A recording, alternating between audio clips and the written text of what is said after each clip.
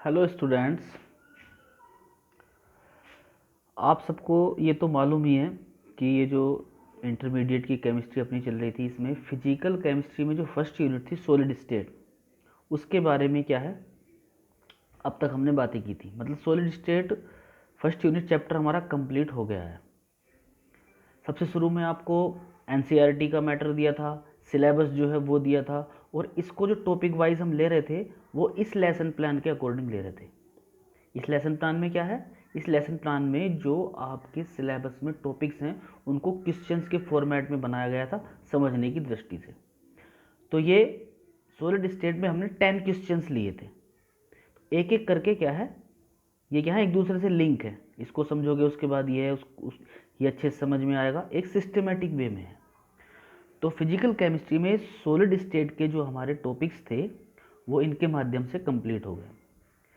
अब next unit जो है आपकी सिलेबस के अकॉर्डिंग जो सॉल्यूशन है उस पर जाने से पहले क्या है, इसके बारे में आपको देखिए, ये तो आपको बता दिया, समझा दिया टॉपिक वाइज, वीडियो भी आपको मिल गई। लेकिन इसका फ़ायदा तभी है जब क्या है आपकी दिमाग के साथ साथ क्या है नोटबुक में भी सही से मेंशन हो। क्यों? क्योंकि सिलेबस इतना है कि जब आपका क्या है एग्जाम आएगा तो रिकॉल करने में, रिवीजन करने में क्या है नोट्स ही हेल्पफुल होंगे।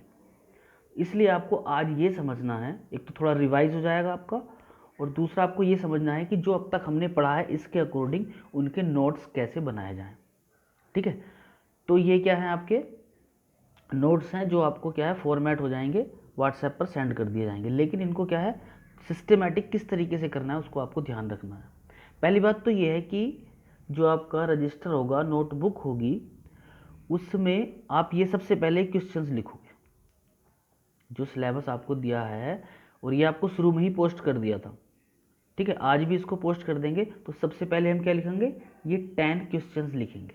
इससे फ़ायदा क्या होगा, इससे फ़ायदा ये होगा कि हमको स्टेप बाय स्टेप क्या है टॉपिक्स के बारे में जानकारी होगी, और क्वेश्चंस के माध्यम से क्या है चीज़ें समझ में अच्छी जाती हैं। दूसरी चीज़ आपको ये क्लियर कर दूँ, ये जो है हमारे ये सिलेबस को कवर करने के लिए और लर्न करने के हिसाब से क्वेश्चंस बनाए गए हैं। अगर आप इनको ईमानदारी से कर लोगे कंप्लीट, तो जो एक्सरसाइज के और बोर्ड लेवल के क्वेश्चंस हैं वो हमारे आसानी से हो जाएंगे। तो ये समझने के पर्पस की दृष्टि से इनका क्या है निर्माण किया गया है। ठीक है, तो एक एक करके क्या है हम इसको लेते हैं, और ये क्या है आपको यहाँ वो मिलेगा, पेपर नंबर मिलेगा, उसी हिसाब से क्या है आपको इनको करना है। मतलब नोटबुक में आपको इसी तरीके से इसको मेंशन करना है। अगर आप इन क्वेश्चंस को या टॉपिक्स को और अच्छे से खुद से तैयार कर सकते हैं तो आप उसके लिए फ्री है, कि ज़रूरी नहीं है कि यही हो, लेकिन हर एक बच्चे की नोटबुक में जितने टॉपिक हैं सिलेबस के हिसाब से वो मेंशन होने चाहिए। अगर आप इस दृष्टि से करोगे तो आपको दो फायदे होंगे, एक तो आप समझे ही इस हिसाब से हो, दूसरी बात ये सिंपल लैंग्वेज में है, याद करने में भी आपको आसानी रहेगी। ठीक है, तो आप सबको मालूम ही है फर्स्ट क्वेश्चन का था हमारा, define the solid state, compare the properties of crystalline and amorphous solids. Solid state को डिफाइन करना है और क्रिस्टलाइन और एमोरफस सॉलिड्स में की प्रॉपर्टीज़ के बारे में क्या है हमको एक्सप्लेन करना है। तो उसके लिए क्या है हमारा पेपर नंबर 1 है, क्वेश्चन नंबर 1 है, सही है, वही क्वेश्चन लिखा हुआ है। सॉलिड स्टेट की डेफिनेशन है जो आपको बताया था। ठीक है, और क्रिस्टलाइन सॉलिड्स और एमोरफस सॉलिड्स के मेन पॉइंट्स जो हैं वो डिफरेंस के हिसाब से आपको यहाँ हैं, और इसके माध्यम से क्या है, इसके माध्यम से अगर डिफरेंस पूछता है, देखिए डिफरेंस कोई सा भी हो उससे दो फायदे होते हैं। एक तो एक दूसरे की क्या है कंपैरेटिव स्टडी हो जाती है, तुलनात्मक अध्ययन हो जाता है। दूसरा क्या है दोनों की प्रॉपर्टीज़ का क्या है एक व्यू हमको क्लियर हो जाता है। तो क्रिस्टलाइन सॉलिड्स और एमोरफस सॉलिड्स के जो जो प्रॉपर्टीज़ हैं उनमें मेन डिफरेंस हमारा ये है। तो अगर डिफरेंस के लिए टेबल आती है तो आप उसको ये बना दो, अलग अलग प्रॉपर्टीज़ लिखने के लिए आती है तो आप इसके माध्यम से पॉइंट्स बनाकर लिख सकते हो। तो कहने का मतलब ये है कि ये आंसर जो है हमारा क्रिस्टलाइन सॉलिड्स, एमोरफस सॉलिड्स और सॉलिड स्टेट की डेफिनेशन को क्लियर करता है। ठीक है, नेक्स्ट क्वेश्चन नंबर हमारा ये है कि explain the characteristics of different types of crystalline solids, जो आपको पेज नंबर 2 पर मिलेगा। इसमें आपसे ये पूछा गया है कि ये तो आपको क्लियर हो गया कि crystalline solids and amorphous solids में क्या डिफरेंस है, यहाँ से आपका क्या है, क्रिस्टलाइन सॉलिड्स के बारे में क्या है, डिटेल शुरू हो गई। तो सबसे पहले ये पूछा है कि क्रिस्टलाइन सॉलिड जो 4 तरीके के आपको बताए थे, 4 टाइप्स बताए थे, molecular solids, ionic solids, metallic solids, covalent solids, उनकी आपस में क्या है, कंपैरिजन करना है। टेक्स्ट बुक में और एनसीईआरटी में क्या है, आपको पैराग्राफ रूप में मिलेगी। यहाँ क्या है, इसको सारी को एक टेबल के रूप में ही बना दिया, आपको समझाया है। अगर हर एक पॉइंट्स आपको क्या है सिस्टेमेटिक रूप से समझेंगे तो यहीं आपके क्या है सारे पॉइंट्स क्लियर हो जाएंगे इस टेबल के माध्यम से ही, सरल रूप में है। एक दूसरे की जब आप तुलनात्मक अध्ययन करेंगे तो मेमोरी करने में भी, याद करने में भी क्या है, आपको आसानी रहेगी। तो ये सारा क्वेश्चन नंबर 2 का आंसर जो है हमारा एक्सप्लेन करता है टाइप्स ऑफ क्रिस्टलाइन सॉलिड्स की आपस में कंपैरिजन को। और इसमें हमारे क्या है, चारों टाइप्स के जो सॉलिड्स हैं crystalline solids, covalent solids, metallic solids, ionic solids and molecular solids. फिर मोलिकुलर सॉलिड्स 3 टाइप्स के हैं, non polar, polar and hydrogen bonded. इन सब के बारे में आपको डिटेल से वीडियो में समझाया गया है, ठीक है। तो इसके बाद आपको क्या है, नंबर 2 पर ये मेंशन करना है। इसके बाद आता है हमारा क्वेश्चन नंबर 3 आता है पेज नंबर 3 पर।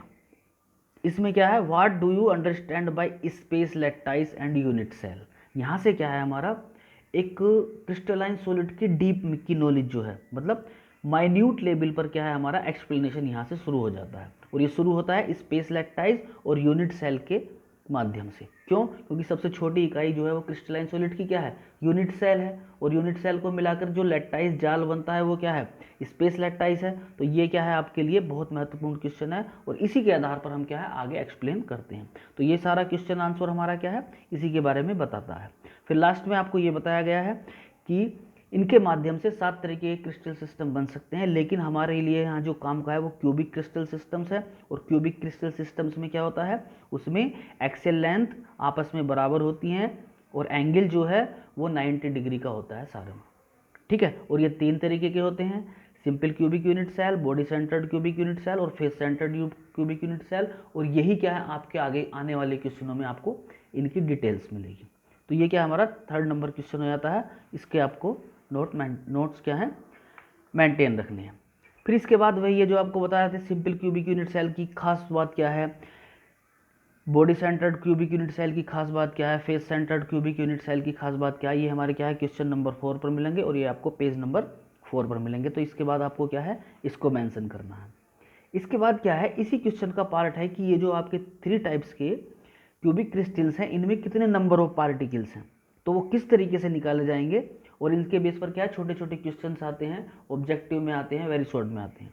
तो सिंपल क्यूबिक यूनिट सेल में आपको निकाल के बताया था कि इसमें जो टोटल नंबर है पर यूनिट सेल वो 1 एटम आएगी, बीसीसी में 2 आती है और इसमें 4 आती है। और ये आपको कई जगह मिलेगा। तो ये किस तरीके से निकाला जाएगा ये आपको क्या है यहाँ एक्सप्लेन होकर मिलेगा और इसी को आपको क्या है अपनी नोटबुक में मेंशन करना है, ठीक है। इसके बाद आता हमारा क्वेश्चन नंबर 5। क्वेश्चन नंबर 5 में क्या है, क्वेश्चन नंबर 5 में हमको ये सिद्ध करना है कि पैकिंग फ्रैक्शन, जो पैकिंग एफिशिएंसी होती है, जो ऑक्यूपाइड स्पेस होता है, वो पार्टिकुलर में कितने कितने परसेंटेज हमको शो करना है। सिंपल क्यूबिक में 52.4% प्रूव करना है, बॉडी सेंटर्ड में 68% प्रूव करना है और ये फेस सेंटर्ड में 74% प्रूव करना है। वो किस तरीके से प्रूव किया है वो आपको एक सिंपल फॉर्मूले के माध्यम से, तीनों में जो फॉर्मूला लगेगा वो क्या लगेगा कि जितने भी किसी यूनिट सेल में एटम्स हैं वो कितना वॉल्यूम घेर रहे हैं उसको डिवाइड कर दो आप किससे, यूनिट सेल के वॉल्यूम से, तो हमको क्या मिल जाता है उसकी परसेंटेज मिल जाती है। किस तरीके से हुआ ये आपको सब करके दिखाया गया है, ठीक है। तो इनको क्या है नोट्स रूप में आपको सिस्टमेटिक रूप में नोटबुक में लिखना है इसके माध्यम से, ठीक है। ये हो गया हमारा क्वेश्चन नंबर 5। और इसी में क्या है फिर ये बॉडी सेंटर्ड है, फेस सेंटर्ड है, सबका मेथड वही है, सब में फॉर्मूला वही लगेगा, बस अंतर क्या रह जाएगा, अंतर आपकी रेडियस और एज लेंथ में आ जाएगा, ठीक है। इसके बाद क्या है एटॉमिक रेडियस और जो एज लेंथ होती है उसमें जो रिलेशनशिप होता है उसके माध्यम से, उन्हीं फॉर्मूले से जो हमने पीछे निकाले हैं उसी के माध्यम से ये निकाला गया, ठीक है। ये इसके बाद कोऑर्डिनेशन नंबर के बारे में है। कोऑर्डिनेशन नंबर का मतलब ये होता है कि किसी भी कॉन्स्टिट्यूएंट पार्टिकल्स के पास दूसरे पड़ोसी नेबरर एटम्स कितने होते हैं। तो सिंपल क्यूबिक यूनिट सेल में इसकी वैल्यू 6 होती है, बॉडी सेंटर्ड में 8 होती है और फेस सेंटर्ड में 12 होती है, ठीक है। इसके बाद आता है हमारा क्वेश्चन नंबर 6, और क्वेश्चन नंबर 6 बहुत इंपॉर्टेंट है और इसके बेस पर न्यूमेरिकल्स भी आता है। और इसमें ये पूछा गया है कि क्रिस्टल की डेंसिटी से आप क्या समझते हो, उसका फॉर्मूला बताइए, उसका फार्मूला आप कैसे निकालोगे। तो सिंपल सा फॉर्मूला डेंसिटी का हम मास बाई वॉल्यूम करके निकालते हैं, और किस तरीके से निकालते हैं ये आपको निकाल के बताया गया था। और इसकी वैल्यू कितनी आई थी, D = Z × M divided by A³ × Na। कौन सी चीज़ क्या है ये आपको बता दी गई थी। ठीक है, Z क्या है, नंबर ऑफ पार्टिकल्स है, M क्या है, मोलर मास है, A क्या है, एज लेंथ है, Na क्या है, एवोगैड्रो नंबर है। ठीक है, ये है। तो इस तरीके से ये हमारा क्वेश्चन नंबर 6 हो जाता है। क्वेश्चन नंबर 6 के आगे ये क्या है, इनके एग्जाम्पल्स हैं, न्यूमेरिकल्स हैं, बहुत सिंपल न्यूमेरिकल्स हैं, सिर्फ वैल्यू रखनी है जो फार्मूला है। ये एक क्वेश्चन अमूमन आता रहता है बोर्ड में, जिस बच्चे के फार्मूला याद है सिंपल वैल्यू रखो और आपको डेंसिटी मिल जाएगी। ठीक है, इसमें क्या होता है, जैसे Z है, M है, A³ है, Na है, D है, तो 4 वैल्यूज़ हैं, ये तो फिक्स होती है एवोगैड्रो नंबर। तो इसमें क्या है, 3 वैल्यूज़ देता है, कोई सी भी एक वैल्यू आपसे पूछ लेगा। जैसे density they the, number of particles पूछ लिया, या क्या है, नंबर ऑफ पार्टिकल्स दे दिया, एज लेंथ दे दिया और डेंसिटी दे दी, और क्या पूछ लेगा हमसे, मोलर मास पूछ लेगा। ठीक है, तो इस तरीके से हमारा ये क्वेश्चन इस चीज़ को एक्सप्लेन करता है। ठीक है, इसके बाद क्या है, question number 7, right short notes on HCP CCP coordination number. ठीक है, पेज नंबर ये 13 है। क्या हमको जो पैकिंग होती है इनकी, जो 3 डायमेंशनल प्रैक्टिकल पैकिंग होती है, जो मेनली 2 टाइप्स की है, HCP और CCP। HCP stands for hexagonal close packing and CCP stands for cubic close packing, जिसको FCC भी बोलते हैं। ये ध्यान रखना है, पैकिंग में CCP को FCC भी बोलते हैं। ठीक है, तो इसका क्या मतलब है, किस तरीके से इसको निकालते हैं। इसमें सिंपल आपको ये बताया था कि ये AB टाइप होता है, हर एक थर्ड लेयर फर्स्ट लेयर से मिलती है। इसमें क्या होता है, ये ABC टाइप होता है, इसमें हर एक फोर्थ लेयर का स्पेयर फर्स्ट लेयर के सामने होता है। ठीक है, तो ये HCP और CCP के बारे में था। इनकी कोऑर्डिनेशन नंबर बारे में आपको ये बताया था कि दोनों के कोऑर्डिनेशन नंबर 12 होती है। ये इसकी महत्वपूर्ण टेबल है, जिसके माध्यम से जो इसमें सारा लिखा हुआ है वो एक जगह यहाँ है। मतलब HCP है, इसकी पैकिंग एफिशिएंसी 74% होती है, 12 इसका कोऑर्डिनेशन नंबर होता है, ये इसके एग्जाम्पल है। ठीक है, तो टेबल फॉर्म में है, जो आपको आगे काम देगा किसमें, क्वेश्चन सोल्व करने में। इसके बाद सिंपल सा क्वेश्चन है, ऑक्टाहेड्रल वॉइड्स और टेट्राहेड्रल वॉइड्स क्या होते हैं। ये क्या है, जब हमने पढ़ा था अभी पैकिंग HCP और CCP, उसमें जो पार्टिकल्स के बीच में जगह रह जाती है उसको वर्ड्स बोलते हैं। यहाँ खास बात बस ये है, जो इसकी डेफिनेशन वगैरह हो तो सिंपल रूप में यहाँ लिखी हुई है। खास बात ये है कि किसी भी क्रिस्टल में जितने कॉन्स्टिट्यूएंट पार्टिकल्स होंगे उतने ही ऑक्टाहेड्रल वॉइड्स होंगे, लेकिन टेट्राहेड्रल वॉइड्स की संख्या उससे जस्ट डबल होती है। Number of voids is equal to number of particles into 2। ठीक है, ये है। नेक्स्ट क्वेश्चन नंबर 9 है हमारा, explain defects in solids. Defects मतलब जो कमी होती है, जो पैकिंग अरेंजमेंट होना चाहिए, जो हमने पढ़ा है अब तक, उसमें उस हिसाब से ना होकर अगर उसमें कुछ कमी पाई जाती है तो उसको हम बोलते हैं डिफेक्ट। तो इन डिफेक्ट्स की वजह से क्रिस्टलाइन सॉलिड्स की काफ़ी प्रॉपर्टीज चेंज हो जाती हैं। तो मेनली ये क्या है, 3 टाइप्स के होते हैं, stoichiometric defects, non stoichiometric defects and impurity defects. Stoichiometric defects में आपको 2 बताए थे, शॉर्ट की डिफेक्ट और फ्रैंकल डिफेक्ट, जो बहुत इंपॉर्टेंट हैं। शॉर्ट की डिफेक्ट्स में क्या है, कैटायन और एनायन बराबर मात्रा में गायब हो जाते हैं, इसके लिए इसकी क्या है, डेंसिटी पर कोई इफेक्ट नहीं पड़ता। ठीक है, दूसरा क्या होता है इसमें, इसमें इफेक्ट पड़ता है क्योंकि इसमें से गायब हो जाते हैं। इसमें इफेक्ट नहीं पड़ता क्योंकि जो गायब होते हैं वो वहीं रहते हैं। पहली चीज़ तो ये है, जितने इसमें कैटायन मिस होंगे उतने ही एनायन मिस होंगे। इसमें क्या है, जनरली कैटायन मिस होकर क्या है, जो पार्टिकल्स के बीच में जगह है जिसको इंटरस्टाइटियल स्पेस बोलते हैं, वहाँ कैटायन फिक्स हो जाता है। और यही बात क्या है आपकी इस टेबल में है, और ये टेबल क्या है, मोस्ट इंपॉर्टेंट है। मोस्ट इंपॉर्टेंट इसलिए क्योंकि शॉर्ट की डिफेक्ट्स और फ्रैंकल डिफेक्ट्स में छोटी छोटी बातें पूछता है जो बोर्ड में काफ़ी आती हैं। ठीक है, तो एक डिफेक्ट्स तो हमारा ये था। नेक्स्ट डिफेक्ट क्या था हमारा, non stoichio defect. Non stoichiometric defects में क्या है, ये दो तरीके के होते हैं mainly, metal excess and metal deficiency. Metal excess जिन दो वजह से होता है वो आपके यहाँ मेंशन किए गए हैं, और मेटल डेफिशिएंसी किसकी वजह से होता है, ये आपकी क्या है, छोटा सा जो आपको समझाया है उस रूप में लिखा गया है। ठीक है, इम्प्योरिटी इफेक्ट्स में कुछ नहीं होता। इम्प्योरिटी इफेक्ट क्या होता है, जब हम बाहर से कोई फॉरिन सब्सटेंस किसी क्रिस्टल में मिलाते हैं तो उसको बोलते हैं इम्प्योरिटी डिफेक्ट्स। आयोनिक सॉलिड भी इसको शो करते हैं, और कोवलेंट सॉलिड्स भी। कोवलेंट सॉलिड्स में आप फिजिक्स में डिटेल पढ़ोगे, एनपीएन टाइप और पीएनपी टाइप सेमीकंडक्टर्स जो होते हैं वो इसको बिलोंग्स करते हैं। और क्रिस्टलाइन सॉलिड्स आयोनिक सॉलिड्स में जो ये डिफेक्ट्स होता है, इसमें क्या होता है, जनरली हम बाहर से ऐसा आयन्स मिला देते हैं जो क्या है, वो कैटायंस की जगह उसमें वैकेंसी में फिट हो जाता है, और उसकी जो न्यूट्रलिटी है, जो चार्ज क्या है, बैलेंस रहता है। जैसे NaCl में हम यहाँ SrCl2 का डोपिंग कर रहे हैं, मिक्स कर रहे हैं इसको। ठीक है, ये हो गया। तो डिफेक्ट्स में हमारी ये बात होगी। इसके बाद क्या है हमारा, explain electrical and magnetic properties of solids, question number 10 जो है।